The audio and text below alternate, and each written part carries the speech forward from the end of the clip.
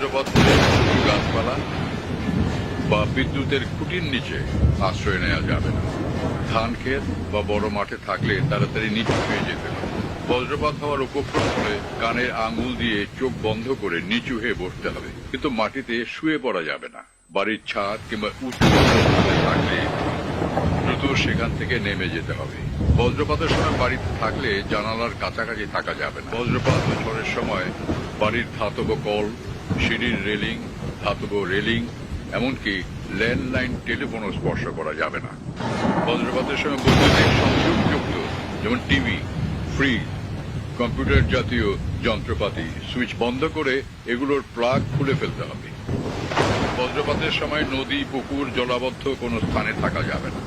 কয়েকজন মিলে খোলা কোনো স্থানে থাকাকালীন সময় বজ্রপাত শুরু হলে প্রত্যেককে 50 থেকে 100 ফুট দূরে সরে যেতে হবে। চামড়ার ভেজা জুতা বা খালি পায়ে থাকা খুবই বিপজ্জনক। এই সময় বিদ্যুৎ অপরিবাহী রাবারের জুতো ব্যবহার করতে হবে।